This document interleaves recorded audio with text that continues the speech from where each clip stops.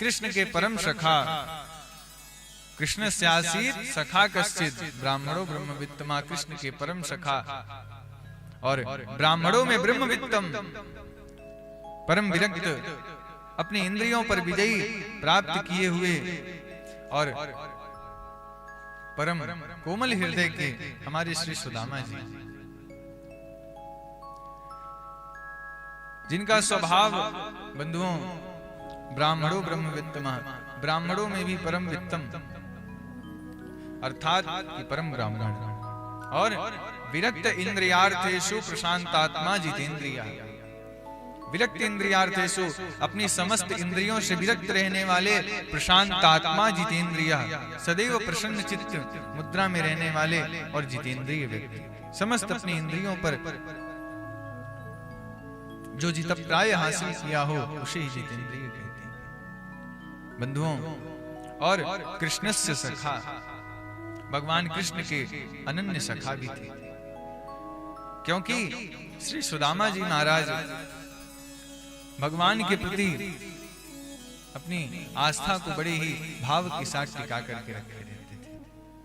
उनके मन में भले ही सख्य भाव था, परंतु उनके मन में ये भाव जरूर था कि ये मेरा मित्र नारायण का ही स्वरूप है। इसलिए श्री सुदामा जी हमारे प्रभु का कभी अपमान नहीं करते थे। मित्रता में व्यक्ति एक दूसरे का अपमान करता है। आजकल तो जो जिसका जितना अपमान करे कहते हैं कि ये हमारा और उतना घनिष्ठ मित्र है। बंधुओं, श्री सुदामा जी महाराज हमारे कन्हैया से अत्यंत मित्रता रखते हैं, और जिसे वास्तविक में मित्र कहा जाता है, श्री कृष्ण एवं सुदामा की वही मित्रता थी। और श्री सुदामा जी की एक सुंदर सी पत्नी जिनका नाम था श्री सुशीला देवी। सुशीला जी का जब वर्णन श्री सुखदेव जी ने किया, सुदामा जी के तो वर्णन करते समय बड़े ही बंधुओं भाव के साथ उनकी बड़ी खूब बड़ाई की और उनके नाम में खूब विश्लेषण लगाया, खूब बताया। परंतु जब सुशीला जी की बारी आई, जब सुशीला देवी की बारी आई, तो कहने लगे दरिद्रा सीदमाना वेपमाना विगम्य च, कहने लगे दरिद्रा शीदमाना सा वेपमाना विगम्य च। श्री सुशीला जी को दरिद्र कहकर के संबोधित किया गया। क्यों? भागवत की दृष्टि से उसी व्यक्ति को दरिद्र माना जाता है। दरिद्र के तो बंधु अनेकानेक अर्थ होते हैं, परंतु भागवत की दृष्टि से उसी व्यक्ति को दरिद्र माना जाता है जिस व्यक्ति के अंदर और पाने की इच्छा हो। और सुशीला जी दरिद्र, जो दरिद्र के शब्द का प्रयोग हम सभी लोग आजकल अपने मूल भाषा में करते हैं, उस प्रकार की दरिद्रता से सुशीला जी के अंदर नहीं थी। सुशीला जी परम अपने पति श्री सुदामा जी के प्रति पतिव्रता भाव रखती और भगवान की अनन्य भक्ति भी थी। तो उन्हें दरिद्र क्यों कहा गया? क्या उनके मन में और पाने की इच्छा क्यों बनी रहती थी? क्यों? क्योंकि सुदामा जी अत्यंत गरीब थे, और गरीब होने के नाते बंधुओं उनके घर में कभी कुछ खाने को नहीं रहता। सुदामा जी ने कभी भी बंधुओं किसी के घर जाकर के भिक्षा नहीं मांगी, इसीलिए वो जीवन भर गरीब रहे। क्यों? क्योंकि उनके अंदर भिक्षा मांगने की, कई लोग वर्णन करते हैं कि सुदामा जी भिक्षा मांगते थे। सुदामा जी कभी भिक्षा नहीं मांगते। सुदामा जी का एक कार्य था, केवल पढ़ना और पढ़ाना। स्वयं उनके पास जो विद्या थी उसको और बढ़ाने के लिए वो दिन भर पढ़ा करते थे, और जो भी विद्यार्थी बालक और उनके जो बच्चे थे उन्हें दिन भर वो पढ़ाया करते थे। यही श्री सुदामा जी का कार्य था। और जो भी आकर के कुछ दान कर जाता, घर में कुछ दे जाता कि लीजिए ब्राह्मण देवता, ये हमारी तरफ से दान है आपके लिए, तो उसी को बंधुओं वो लेकर के अपने पास रख लेते और उसी में अपने परिवार का संचालन करते। और सुशीला जी के मन में और यही कामना बनी रहती थी कि हमारे घर में और कुछ आए, कभी बच्चों के लिए जब कुछ खाने के लिए नहीं रहता था, जब बच्चे भूखे रहते थे और बच्चे कुछ मांगते थे कि मैया कुछ खाने को दे दो, भूख लगी है, पेट में गुड़गुड़ाहट हो रही है, कल से मैंने कुछ खाया नहीं है। तो बंधुओं, सुशीला देवी को मजबूरन कहना पड़ता था कि आज बेटा एकादशी है।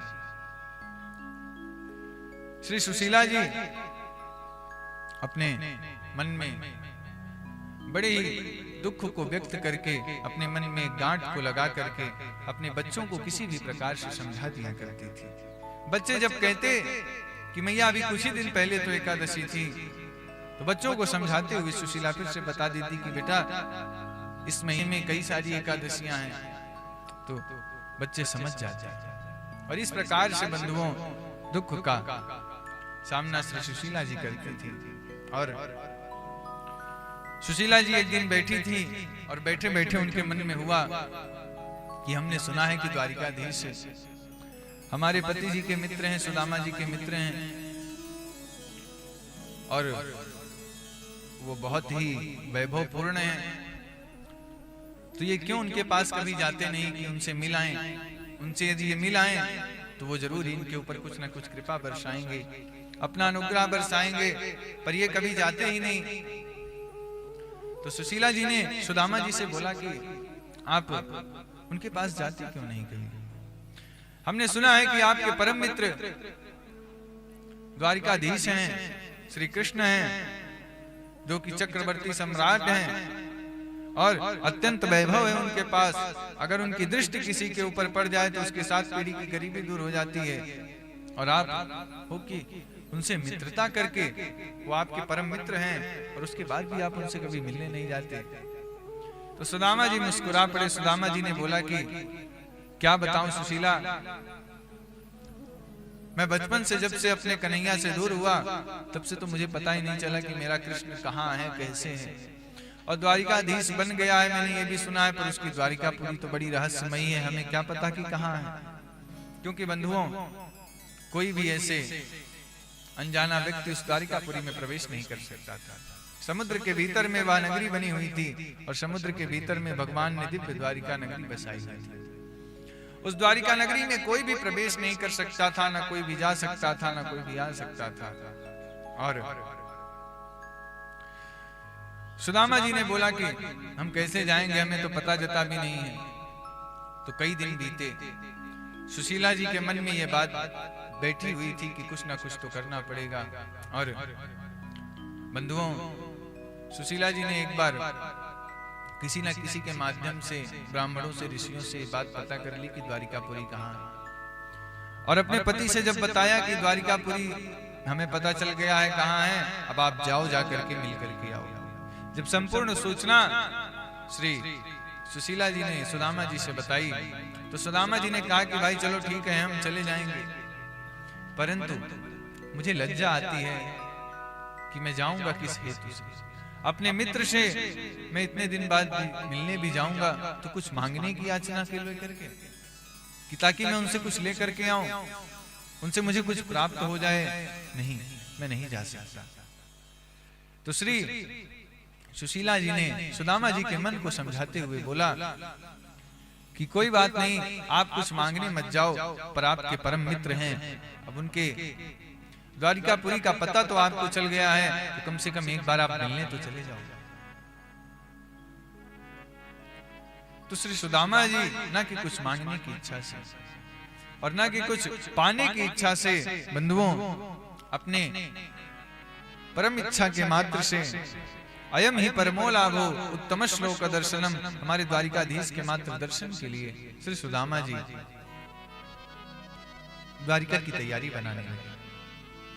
और सुदामा जी ने बोला कि मैं मान लो द्वारिकापुरी जा भी रहा हूं तो क्या मैं खाली हाथ जाऊंगा? इतने दिन बाद अपने मित्र से मिलने जा रहा हूं तो कुछ ना कुछ तो लेकर के मैं जाऊंगा ही। सुशीला, तो कुछ दे दे अगर घर में रखा हुआ हो। तो उन्होंने कहा कि घर में तो कुछ है नहीं, पर रुको, मैं कुछ ना कुछ व्यवस्था करती हूं। तो याचित्वा चितिरो मुष्टीन विप्रान पृथक तंडुलान खैल चंडेल योगेन बद्ध्वा भृते प्रदातुतान। बंधुओं, जाकर के याचित त्वाच तिरो मुष्टिन, 4 मुट्ठी चावल, वो भी 4 घरों से मांग करके। और भिक्षा नहीं मांगी सुशीला जी ने, नहीं भिक्षा नहीं मांगी। क्या किया कि उनसे उधार लेकर के कि आप हमें अभी दे दो, हमें आवश्यकता है, जब बाद में हमारे घर में कभी होगा तो हम आपको ला करके ये उधार चुकता कर देंगे। और 4 मुट्ठी चावलों का उधार मांग करके श्री सुशीला जी लेकर के आई और एक फटी सी धोती में उस 4 मुट्ठी चावल, 4 प्रकार के 4 घर से मांगे हुए चावलों को एक पोटली में बांधा और उस पोटली में बांध करके श्री सुदामा जी को वो पोटली पकड़ाई। दूसरे दिन प्रातः काल में उठ करके श्री सुदामा जी ने खूब विधिवत स्नान किया, ध्यान किया और अनेकानेक प्रकार से बंधुओं जिस भी प्रकार से वो तैयार हो सके उस प्रकार से तैयार हुए। और तैयार होकर के श्री सुदामा जी महाराज जब निकले तो फिर से रास्ते से लौट करके आए। उन्होंने सोचा कि हमारा कन्हैया बड़ा प्रेमी स्वभाव का व्यक्ति है, तो वो हमारे जाते ही जरूर पूछेगा कि सुदामा तुमने विवाह किया कि नहीं। और जब विवाह के बारे में पूछेगा, जब मैं बताऊंगा कि हाँ विवाह कर लिया है, तो वो जरूर ये पूछेगा कि भाभी जी ने हमारे लिए कुछ संदेश भेजा है कि नहीं। तो सुशीला जी के पास लौट करके आए, सुशीला जी से बोला कि कोई संदेश बताना हो तो बता देना। सुशीला जी कहती हैं कि हमारा एक संदेश है, एक संदेश आप जाकर के द्वारिकाधीश से बता देना बस। क्या कहती हैं? 1 मास द्वैपाख में 2 एकादशी होय, सो प्रभु दीन दयाल ते नित प्रतिदीन ही मोय। हे प्रभु, 1 मास द्वैपाख में मतलब 1 मास में, 1 महीने में और 2 पक्ष में। 1 महीने में 2 पक्ष होते हैं, एक शुक्ल पक्ष और एक कृष्ण पक्ष। 1 मास द्वैपाख में 2 एकादशी हुए। तो 1 महीने में 2 एकादशी आती है। कल भी एकादशी, आज 10वीं तिथि है, कल एकादशी। और 1 मास में 2 एकादशियां आती हैं 10वीं के पश्चात। तो श्री सुशीला जी कहती हैं कि प्रभु 1 मास द्वैपाख में 2 एकादशी हुए। 1 महीने में और 2 पक्ष में 2 एकादशियां होती हैं। सो प्रभु दीन दयालते नित प्रतिदिन ही मोए। हे प्रभु, और आपकी दयालुता से, आपकी कृपा से हमारे घर में रोज एकादशी, हमारे घर में रोज एकादशी मनाई जाती है। सुदामा जी ने जब इस संदेश को सुना तो उन्होंने कहा चलो भाई ठीक, तुमने ठीक ही कहा है, हम बता देंगे जाकर के इतनी बातें। श्री सुदामा जी महाराज निकल पड़े। श्री सुदामा जी महाराज धीरे धीरे नंगे पांव में उनके कुछ था नहीं और बिना चप्पल जूते खड़ाओं के श्री सुदामा जी महाराज निकल पड़े। एक फटी सी धोती अपने ऊपर में डाल करके और सिर में पगड़ी बांध करके उस पोटली को कांख में दबा करके धीरे धीरे श्री सुदामा जी महाराज निकल पड़े। और श्री सुदामा जी बंधुओं निकले बड़ी दूर द्वारिकापुरी। सुदामा जी के स्थान से बड़ा ही दूर रास्ता था, जंगल से होते हुए, कंकड़ पत्थर से होते हुए, नदियों को पार करते हुए श्री सुदामा जी महाराज द्वारिकापुरी के रास्ता को पकड़ लिए और धीरे धीरे किसी भी प्रकार से बंधुओं वो चले जा रहे हैं। और जब आगे बढ़े तो उन्होंने सोचा रात्रि हो गई है, तो रात्रि होने के कारण बंधुओं श्री सुदामा जी एक जगह विश्राम करने लगे। और जैसे ही उनकी सुबह नींद खुली तो बंधुओं उनकी नींद सीधा द्वारिकापुरी में खुली। कैसे? क्योंकि भक्तों का यह भाव है, भगवान का भी ये कहना है कि अगर हम प्रभु के मार्ग पर प्रशस्त हो जाते हैं, हमारे नारायण के मार्ग पर चलने लगते हैं, तो हम अगर एक कदम चलते हैं तो हमारा परमात्मा हमें 4 कदम अपने आप बढ़ा करके पहुंचा देता है। ये प्रभु की कृपा है। और भगवान कहते हैं अपने भक्त से कि तू आवे एक पग, मैं आऊं पग 60। भगवान कहते हैं कि अगर तुम आओगे हमारे पास एक पग लेकर के तो मैं 60 पग चल करके तुम्हारे पास स्वयं और आगे बढ़ते चलाऊंगा। बस ये है कि तुमको अपने पांव को रोकना नहीं, आगे बढ़ते रहना है और प्रशस्त होते रहना है। और श्री सुदामा जी महाराज जी बंधुओं मन में संकल्प बांध करके भगवान श्री कृष्ण की नगरी द्वारिकापुरी में निकल चुके हैं, द्वारिकापुरी के लिए प्रस्थान कर चुके हैं। और श्री सुदामा जी महाराज अपने मन में सोच रहे हैं कि कितना दूर रास्ता है और कितनी दूर नगरी है। ये दूर नगरी द्वारिकापुरी न जाने कब आएगी और कब हम पहुंचेंगे द्वारिका। सुदामा जी मन में विचार करते हुए कहे जा रहे हैं, दूर नगरी बड़ी दूर नगरी, दूर नगरी बड़ी दूर नगरी, दूर नगरी बड़ी दूर नगरी, दूर नगरी बड़ी दूर नगरी, दूर नगरी बड़ी दूर नगरी। कैसे आऊं रे कन्हाई, कैसे आओ रे कन्हाई, कैसे आऊं रे कन्हाई, कैसे आओ रे कन्हाई, तेरी द्वारिका नगरी बड़ी दूर नगरी, दूर नगरी बड़ी दूर नगरी। सभी लोग दोनों हाथों से तालियों की सेवा करते हुए झूमते हुए गाएंगे।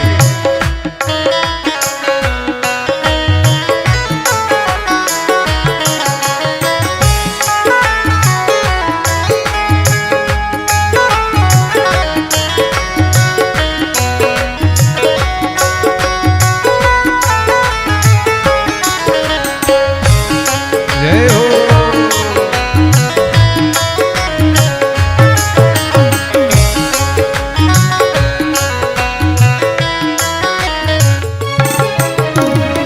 और भक्त क्या कहता है, रात में आऊं तो कान्हा डरे मोह लागे, रात में आओ तो कान्हा डर मोह लागे, रात में आऊं तो कान्हा डर मोह लागे, रात में आओ तो कान्हा डर मोह लागे, और दिन में आऊं तो देख सारी नगरी बड़ी दूर नगरी, दूर नगरी बड़ी दूर नगरी, दूर नगरी बड़ी दूर नगरी, कैसे आऊं रे कन्हाई, कैसे आओ रे कन्हाई, कैसे आऊं रे कन्हाई, कैसे आओ रे कन्हाई, तेरी गोकुल नगरी बड़ी दूर नगरी, दूर नगरी बड़ी दूर नगरी। बड़े भाव से झूमते हुए गाएंगे।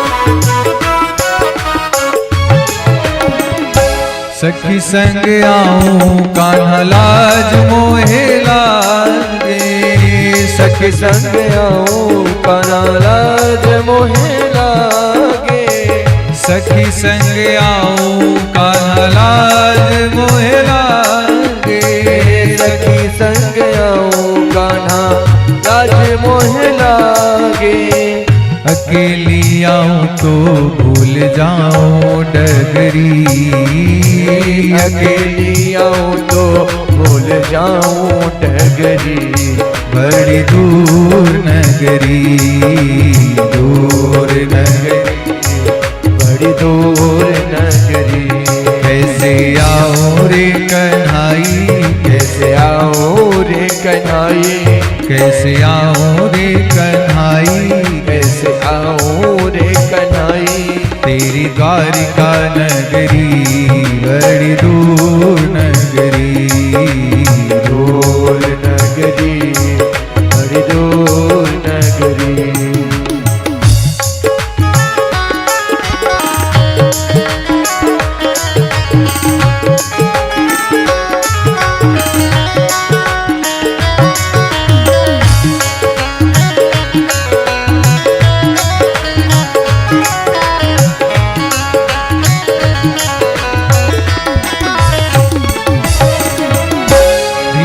चलूं तो कान्हा कमर मोरी लचके, धीरे चलूं तो कान्हा कमर मोरी लचके, धीरे चलूं तो कान्हा कमर मोरी लचके, धीरे चलूं तो कान्हा कमर मोरी लचके, कमर मोरी लचके, हाँ कमर मोरी लचके, कमर मोरी लचके, हाँ कमर मोरी लचके।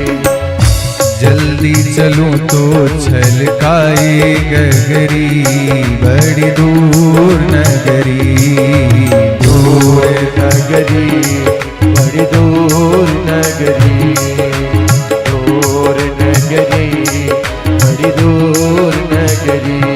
कैसे आऊं रे कन्हाई, कैसे आऊं रे कन्हाई, तेरी द्वारिका नगरी, बड़ी दूर नगरी।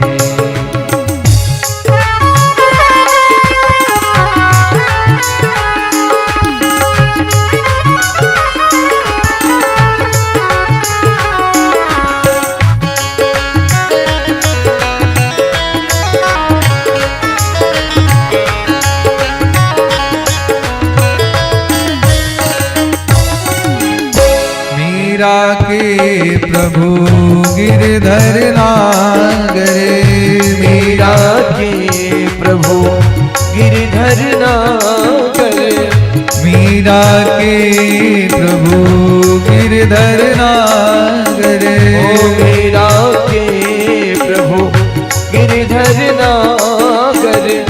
तुम्हारे दरस बिन मैं भई बावरी, तुम्हारे दरस बिन मैं कोई बावरी, दूर नगरी, बड़ी दूर नगरी, दूर नगरी, बड़ी दूर नगरी, दूर नगरी, बड़ी दूर नगरी, दूर नगरी, बड़ी दूर नगरी, दूर नगरी, बड़ी दूर नगरी। कैसे आऊं मैं कन्हैया, कैसे आऊं मैं कन्हैया, तेरी द्वारिका नगरी, बड़ी दूर नगरी, दूर नगरी, बड़ी दूर नगरी, दूर नगरी, बड़ी दूर नगरी, बड़ी दूर नगरी, बड़ी दूर नगरी। बोलिए भक्त वत्सल भगवान की जय हो। जय जय श्री राधे श्याम। प्रिय बंधुओं, श्री सुदामा जी ने भी अपने मन में एकमात्र संकल्प लेकर के भगवान के मार्ग की ओर निकल पड़े और मन में एक संकल्प बांध लिया कि हे प्रभु, हम आपके लक्ष्य के पास जरूर पहुंचेंगे। और रात्रि में श्री सुदामा जी ने एक पेड़ के नीचे सोचा कि चलो हम विश्राम करते हैं। को बोलो आवाज बढ़ाएं। श्री सीतारामचंद्र भगवान की हो। रात्रि में श्री सुदामा जी महाराज एक पेड़ के नीचे बैठ करके विश्राम करने लगे और उनकी आंखें लग गईं और उन्होंने सोचा कि चलो विश्राम कर लेते हैं, सुबह चल करके देखेंगे। और जैसे ही सुदामा जी प्रातः काल में उठे तो बंधुओं प्रातः काल में उनकी नींद सीधा द्वारिकापुरी में खुली और उन्होंने सोचा कि मैं कहीं सपना तो नहीं देख रहा, मैं कहीं स्वप्न तो नहीं देख रहा कि मैं कहीं दूसरी जगह पर चला आया हूं, कहीं और आ गया हूं। श्री सुदामा जी ने सोचा कि चलो भाई चल करके किसी से पूछते हैं। खूब बड़े बड़े महल दिखाई पड़े, खूब बड़ा बड़ा बंधुओं राजमहल, कोठरियां, बाजारें। सुदामा जी चौंक गए। सुदामा जी ने सोचा कि मैं तो जंगल में सोया था और मैं यहाँ कहां से पहुंच गया। और सुदामा जी के मन में बड़ा ही आश्चर्य हुआ।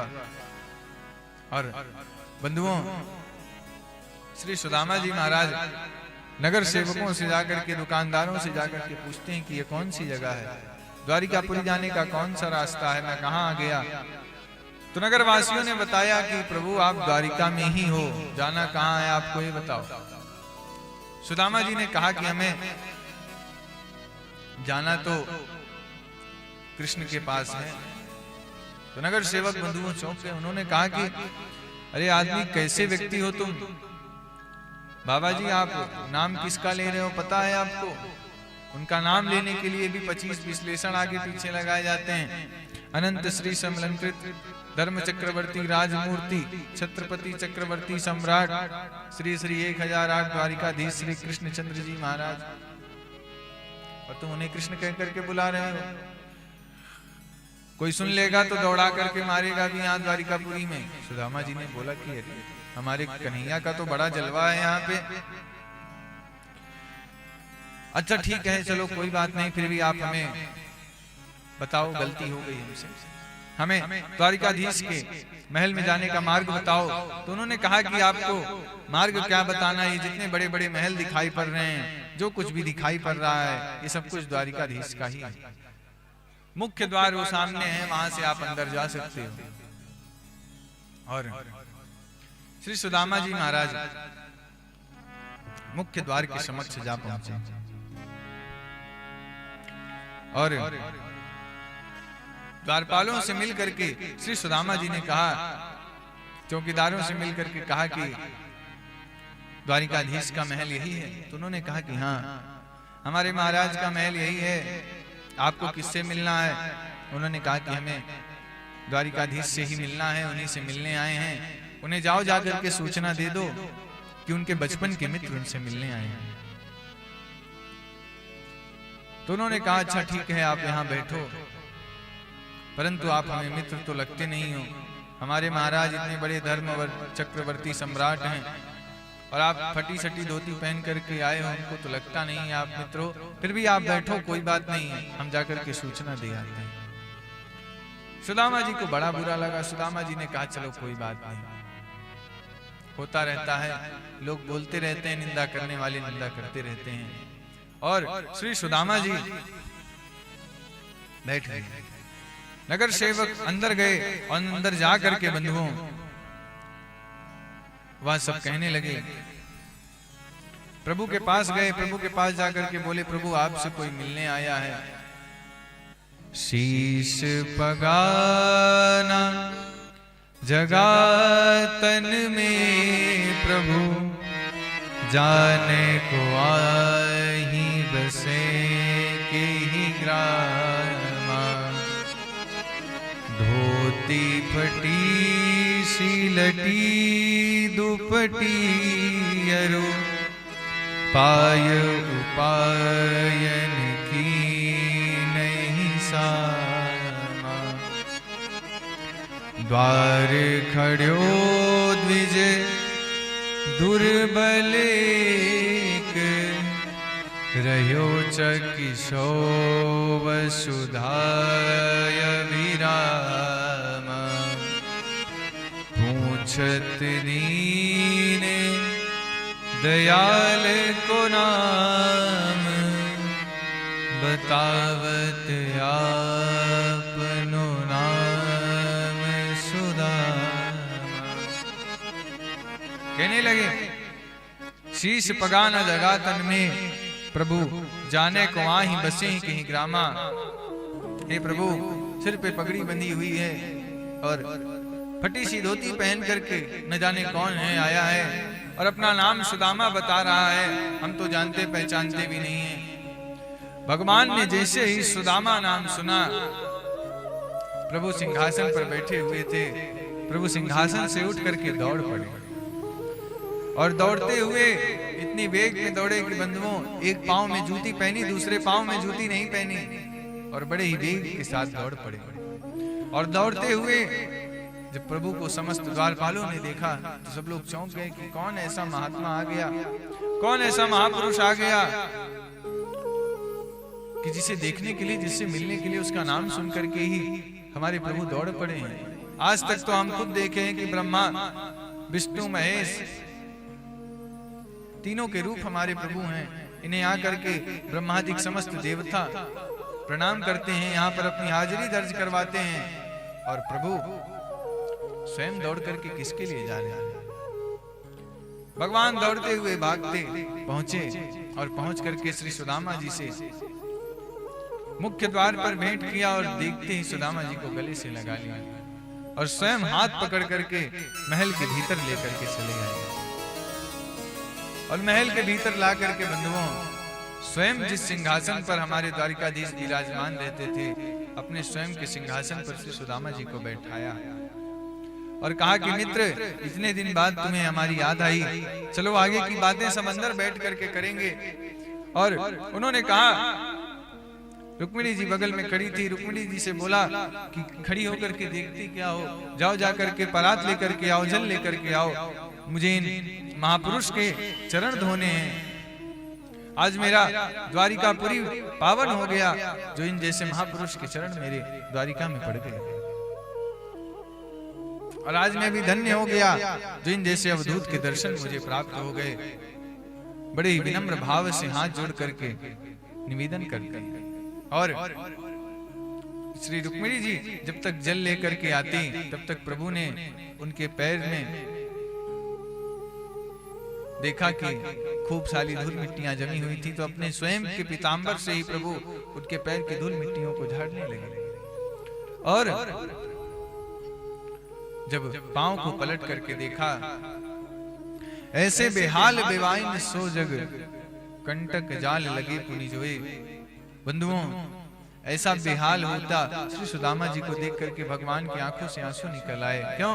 क्योंकि श्री सुदामा जी के नंगे पांव होने के नाते इतनी दूर की यात्रा करते हुए चले आ रहे थे, उनके पांव में बंधुओं बड़े बड़े छाले पड़ गए थे और छाले पड़ने के बाद वह छाले चलते चलते फूट गए थे और वह छाले फूटने के बाद उसमें छोटे छोटे कंकड़ धंस गए थे। और ऐसी स्थिति को देख करके भगवान के आंखों से आंसू की धाराएं बहने लगी और भगवान अपने आप को रोक न सके, रोक न पाए। बंधुओं श्री सुदामा जी प्रभु को देख करके बोले कि अरे कन्हैया तुम ये क्या कर रहे हो, क्यों पाप का भागीदार बना रहे हो, छोड़ो मेरे चरण। भगवान ने बोला कि अगर मैं आज आपके चरण नहीं धोऊंगा तो मैं पाप का स्वयं भागीदार बन जाऊंगा, इसलिए कुछ बोलो मत, आप शांति से बैठे रहो सुदामा जी। और जब तक श्री रुक्मिणी जी जल एवं परात लेकर के आती तब तक हमारे प्रभु ने अपने नैनों के जल से ही कि श्री सुदामा जी को देख करके प्रभु इतने विनम्र हो गए कि जब तक श्री रुक्मिणी जी परात और जल लेकर के आती तब तक प्रभु अपने आंखों के आंसुओं से ही, अश्रु बिंदुओं से ही श्री सुदामा जी के पगों का प्रक्षालन करने लगे। और श्री सुदामा जी के पगों का प्रक्षालन करके बड़ी विनम्र भाव से, बड़ी विनम्र निवेदन करते हुए श्री सुदामा जी को ले गए, अंदर बैठाए और अंदर बैठा करके और किस जगह बैठाए जहां हमारे प्रभु स्वयं शयन करते थे। अपने श्री रुक्मिणी जी के कक्ष में ले जाकर के प्रभु अपने स्वयं के सिंहासन पर बैठाए और बैठा करके प्रभु श्री सुदामा जी से वार्ता करने लगे कि क्यों बड़ी दिन बाद तुम्हें याद आई। सुदामा जी कहने लगे कि कन्हैया मैं क्या करूं, मुझे तो कोई तुम्हारा पता ही नहीं पता था, एड्रेस ही नहीं पता था कि हम तुम्हारे पास चले आते। वो तो तुम्हारी भाभी सुशीला जी ने बताया, तब मैं जाकर के आ पाया। कन्हैया ने कहा कि तुम विवाह भी कर लिए सुदामा, बहुत चतुर व्यक्ति हो तुम, हमसे एक भी बार बताए भी नहीं, निमंत्रण पत्र तो भेज देते कम से कम। भगवान मुस्कुराते हुए बोल पड़े। भगवान ने कहा कि तुम्हारी बचपन की आदत अभी तक गई नहीं। सुदामा जी ने कहा कि नहीं कन्हैया मैं क्या करूं, मुझे तो कुछ पता ही नहीं था कि तुम्हारा पता कहाँ है कि क्या है कि मैं तुम्हें निमंत्रण पत्र भेज सकूं। जब मुझे तुम्हारा पता चला तब तो मैं तुम्हारे पास आया। भगवान ने कहा अच्छा चलो कोई बात नहीं है सुदामा, भाभी ने हमारे लिए कुछ भेजा है कि नहीं। तो उन्होंने कहा कि हाँ भाभी जी ने तुम्हारे लिए भेजा तो है, परंतु वो मुझसे रास्ते में ही कहीं गिर गया। सुदामा जी ने जब इस प्रकार से कहा तो कन्हैया ने कहा कि ऐसा तो हो नहीं सकता है कि भाभी ने कुछ भेजा और आपने रास्ते में गिरा दिया हो। लग रहा है बचपन की आदत अभी चोरी चोरी खाने वाली तुम्हारी कन्हैया सुदामा गई नहीं। और जब भगवान की दृष्टि पड़ी कि श्री सुदामा जी अपने कांख के नीचे पोटली में चावल दबा दबा करके रखे रहे थे, उसी समय हमारे कन्हैया ने उस पोटली को जोर से खींचा और खींच करके जब लिया और उसे खोला तो उसमें भगवान ने देखा कि 4 घर से मांगे हुए 4 प्रकार के चावल थे। तो भगवान उस चावल को देख करके बड़ी प्रसन्न हो गए और कहने लगे कि इतना सुंदर सा प्रसाद हमारी भाभी ने हमारे लिए भेजा और सुदामा तुम इसे अकेले ही चट करना चाह रहे थे। सुदामा जी की आंखों से अश्रु बिंदु की धाराएं बहने लगी। बंधुओं सुदामा जी बड़े ही भावुक हो गए। सुदामा जी ने कहा कि धन्य है कन्हैया तो।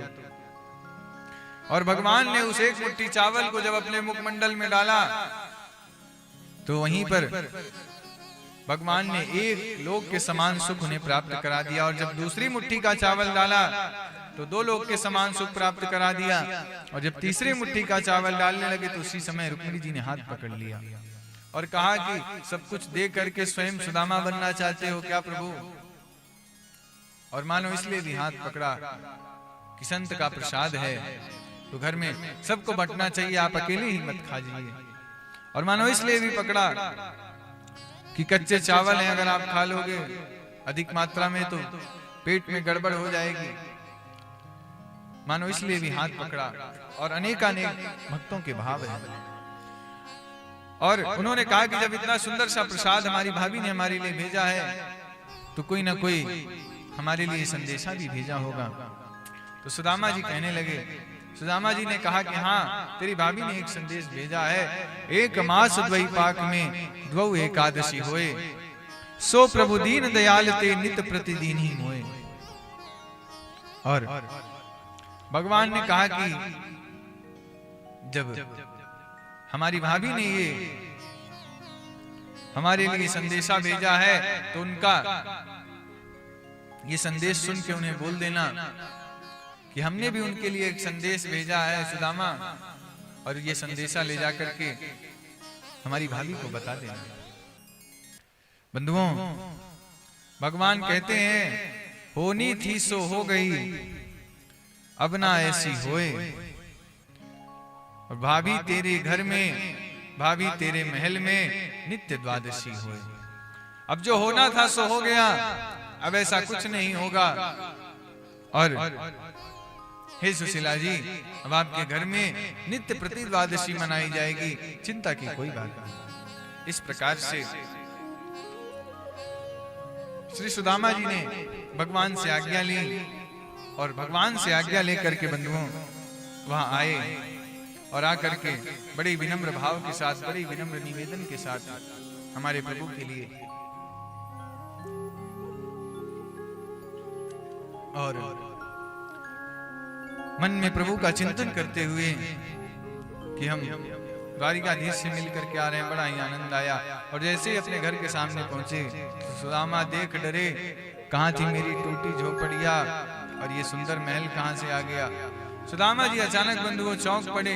उनके घर के सामने जगह पर, टूटी झोपड़ी के जगह पर एक सुंदर सा बड़ा ही विशालकाय महल था। उस महल को देख करके चौंक गए और वह किसी से पूछने लगे कि ये अगल बगल के लोगों से कि ये किसका महल है। तो वह बताने लगे कि ये सुदामा जी का महल है। तो उन्हें लगा कि कोई होगा सुदामा नाम का राजा।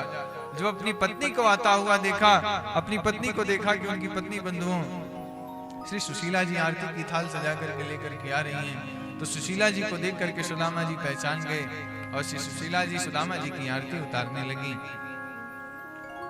और वह बड़े ही प्रसन्न हुए।